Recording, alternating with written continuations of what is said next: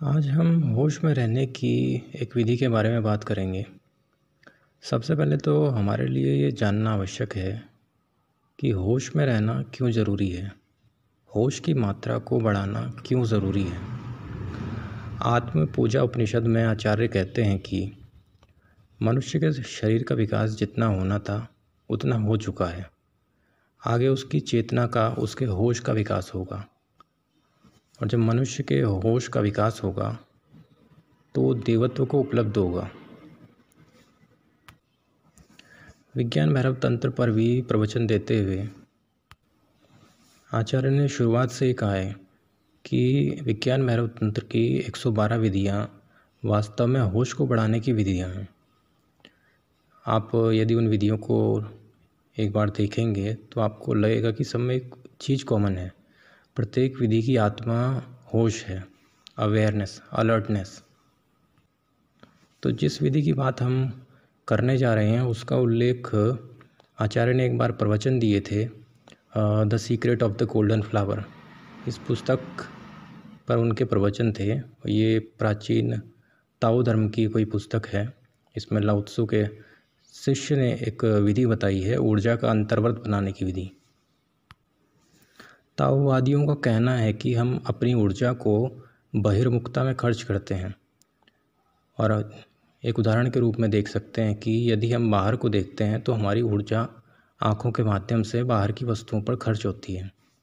ताओवादियों का कहना है कि यदि ये ऊर्जा को हम भीतर दोबारा से लाने का तरीका सीख लेते हैं, ऊर्जा का अंतर्वृत्त बनाना सीख लेते हैं, तो ये ऊर्जा हमारे ही शरीर में एक केंद्र पर क्रिस्टलीकृत, जिसे गुरजेफ ने क्रिस्टलाइजेशन कहा है और विज्ञान भैरव तंत्र में आचार्य ने केंद्रित होना कहा है।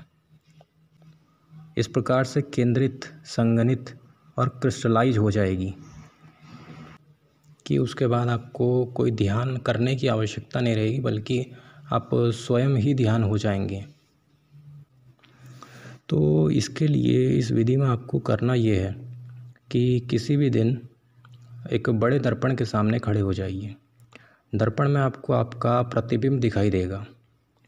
आपको दर्पण में अपने प्रतिबिंब को देखना है और उसे इस प्रकार से देखना है कि आप उस प्रतिबिंब के द्वारा देखे जा रहे हैं। आप ऐसा महसूस करना कि दर्पण में जो प्रतिबिंब दिखाई दे रहा है वो प्रतिबिंब आपको देख रहा है। कुछ मिनटों तक आपको ये भाव बनाए रखना है कि सामने जो प्रतिबिंब दिख रहा है वो आपको देख रहा है। आचार्य कहते हैं कि यदि आप कुछ मिनटों के लिए इसको आजमाएंगे तो आप बहुत जीवंत हो जाएंगे और अपार शक्ति की कोई चीज़ आप में प्रवेश करना शुरू कर देगी। आचार्य कहते हैं कि आप भयभीत भी हो सकते हैं क्योंकि आपने इसे कभी नहीं जाना है, आपने ऊर्जा का पूरा चक्र कभी नहीं देखा है। तो फिर से समझ लेते हैं। सबसे पहले बाथरूम में दर्पण के सामने खड़े होकर सबसे पहले प्रतिबिंब को देखें। आप देख रहे हैं और प्रतिबिंब वस्तु है। फिर पूरी स्थिति बदल दें, प्रक्रिया उलट दें। ये महसूस करना शुरू करें कि आप प्रतिबिंब हैं और प्रतिबिंब आपको देख रहा है। आचार्य कहते हैं कि इससे तुरंत एक बड़ा परिवर्तन घटित होता है। एक महान ऊर्जा आपकी ओर बढ़ती हुई दिखाई देगी। शुरुआत में यह भयावह हो सकता है क्योंकि आपने इसे कभी नहीं किया है और आपने इसे कभी नहीं जाना है। यह पागलपन भरा लगेगा। आप हिले हुए महसूस कर सकते हैं। आप में कंपकपी पैदा हो सकती है या आप भटकाव महसूस कर सकते हैं क्योंकि अब तक आपका पूरा रुझान बहिर्मुखता पर रहा है। अंतर्मुखता धीरे धीरे सीखनी पड़ती है। और यदि आप इसे कुछ दिनों तक करते हैं तो आप आश्चर्यचकित हो जाएंगे कि आप पूरे दिन कितना अधिक जीवंत महसूस करते हैं। बस कुछ मिनटों के लिए दर्पण के सामने खड़े होकर ऊर्जा को अपने पास वापस आने दें ताकि चक्र पूरा हो जाए। और जब भी चक्र पूरा होता है तो एक महान शांति होती है। आचार्य कहते हैं कि अधूरा घेरा बेचैनी पैदा करता है। जब चक्र पूरा हो जाता है तो यह विश्राम उत्पन्न करता है। यह आपको केंद्रित बनाता है और केंद्रित होना शक्तिशाली होना है। शक्ति आपकी है और यह सिर्फ एक प्रयोग है, तो आप इसे कई तरीक़ों से आजमा सकते हैं। तो हमने सबसे पहले ये प्रयोग दर्पण के साथ किया। आचार्य कहते हैं कि दर्पण के अतिरिक्त जब आप इसको करना सीख जाएंगे तो आप संसार की किसी भी वस्तु के साथ या किसी भी प्राणी के साथ इसको कर सकते हैं। जैसे कि आपके सामने आपका जूता पड़ा है, पहले आप जूते को ऐसे देखिए, उसके बाद आप यह महसूस करिए कि जूता आपको देख रहा है। ऐसे ही आपके ऊपर पंखा लगा हुआ है, पहले पंखे को देखिए, फिर अपनी दृष्टि को इस प्रकार से परिवर्तित करिए और महसूस करिए कि आप पंखे के द्वारा देखे जा रहे हैं और पंखा आपको देख रहा है।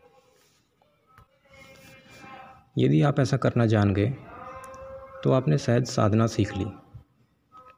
अब आपको कोई विशेष रूप से विशेष समय पर बैठकर साधना करने की ज़रूरत नहीं है, क्योंकि अब आप संसार में किसी भी कोने पर कहीं पर भी इस साधना को कर सकते हैं, क्योंकि वस्तुओं से संसार भरा हुआ है और हमें इस विधि के माध्यम से वस्तुओं की ऊर्जा को या कहें वस्तुओं की उपस्थिति को अपने ध्यान का कारण बना लेना है। तो इस प्रयोग को आप आज करिए, अभी करिए। एक दर्पण के सामने चले जाइए और पहले दर्पण में अपने प्रतिबिंब को देखें और उसके बाद ये महसूस करें कि प्रतिबिंब आपको देख रहा है। ऐसे ही वस्तुओं के साथ करें, महसूस करें कि वस्तुएं आपको देख रही हैं। आरंभ में आपको भय अवश्य लगेगा किंतु आपको हटना नहीं है, क्योंकि जो ऊर्जा आपको वापस लौटती हुई महसूस होगी वह आपको भयभीत करेगी। लेकिन अगर आप वहीं टिके रहते हैं तो वही ऊर्जा आपको बहुत जल्दी शांति तक भी ले जाएगी। अंत में हम सभी जानते हैं कि आचार्य ने अपने प्रवचनों में होश पर बहुत ज़्यादा जोर दिया। उनके लिए ध्यान का एक दूसरा नाम होश था, अवेयरनेस, अलर्टनेस, अप्रमाद। उनका कहना था कि जैसे हम पानी को उबालते हैं तो उसका तापमान धीरे धीरे बढ़ता है और एक बिंदु ऐसा आता है जब पानी भाप बन जाता है। इसी तरह हम अगर होश की विधियों को अपने जीवन में लाएं तो धीरे धीरे हमारे होश की डिग्रियां बढ़ती जाएंगी और एक दिन जब होश 100 डिग्री पर पहुंचेगा तो वो घटना घटित होगी जिसका प्रत्येक साधक को इंतज़ार रहता है। आगे भी मैं इसी प्रकार से अलग अलग विधियों की चर्चा करता रहूँगा।